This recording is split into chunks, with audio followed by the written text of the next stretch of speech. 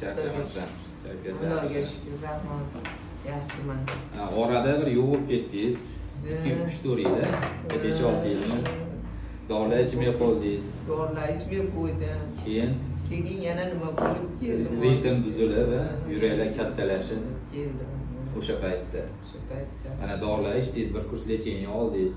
O'sha kurs lecheniyadan keyin rezki o'zgarish bo'ldi, yaxshi bo'lib qoldingiz. Allohga shukr, yaxshi bo'lib qoldi. Sizda o'shanda yurak davleniyasi hisobiga yurak ritmi buzilib ketgan. Ritm buzilishiga sababchi bo'lgan o'sha bo'lmachalaringiz kengayib ketishi bo'lgan. Bo'lmachalaringiz kengayib ketgan, davleniyani hisobiga, xolesterin baland bo'lish hisobiga qon aylashi buzilib qolgan o'sha chap bo'lmachaning ichida. Biz endi shu tezkor dorilarni qildik. Ko'z tegmasin, hech qanaqa asoratsiz, boshqasiz tezda ritm ham tiklandi, bo'lmachangiz ham ekokardiografiya bo'yicha kamaydi. Yurak eng ko'r nimasi bizda ekoda ko'rib oldik. Sizda nima yurak ichida tromblar yo'q edi. O'sha tromblar bo'lmadi, trombni yo'qotadigan dorilarni berdik. Xudoga shukr. Endi avvalo Alloh, biz sababchi xolos, hali Alloh sizni sog'ayishingizni xohlasa, sababchisini jo'natib qo'yadi. Sababchi qilib bizga keldingiz.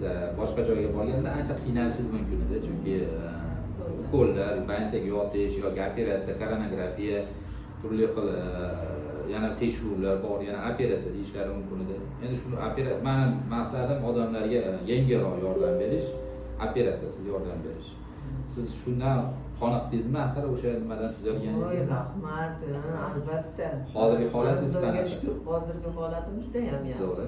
Allohim umringizga nur bersin, O'sha joningiz sog' bo'lsin. Ya, men juda ham yaxshiman. O'sha paytda yurak o'ynab, qansirab keluvdi.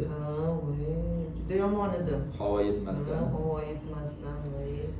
Endi nima deydi? Alloh xolasa sababchini jo'natadi, sizga to'g'ri yo'lni ko'rsatib qo'yadi. Keyin bundan keyin o'sha narsalar bo'lmasligi uchun siz nazoratda turib turasiz. Tabiiy narsalarni ham ishlatib turamiz, opajon. Faqat tabiiyni o'zi bilan bo'lmaydi. Biz isbotlangan meditsina bo'yicha ishlaymiz, bilasizlar. O'zi isbotlangan meditsina bo'yicha tekshiramiz, o'sha asoratlarni oldini olamiz va davolaymiz. Va har bitta tekshiruvimizda sizda rezultat, ya'ni natijani ko'rib boramiz. Ya'ni yurak bo'lmachalar kichrayishini, yurak devorlar kichrayishini, ritmlar joyiga kelishini, o'zi xolesteringiz pasayishini ko'rib boramiz. O'zi shu narsani qilib boryapmiz siz bilan. Endi 3-4 yil yo'q bo'lib ketib qolmang, xolajon. Doim hech bo'lmasa 6 oyda bir marta kardiolog ko'rigiga kelib bizda nazoratda turib turing. Shunda sizda hech qanaqa inshaalloh avvalo Alloh asoratlar yurak tarafdan, miya tarafdan insult, infarkt kasalliklar, buyrak kasalliklari, jigar kasalliklari bo'lmaydi. O'shaning uchun tavsiya qilaman doimiy kardiolog nazoratda turishingizni. Rahmat, sog' bo'ling. Rahmat sizga. Sog' bo'lsin. Kelib duo qilaylik. Duolashgan joyda fayz bo'larkan.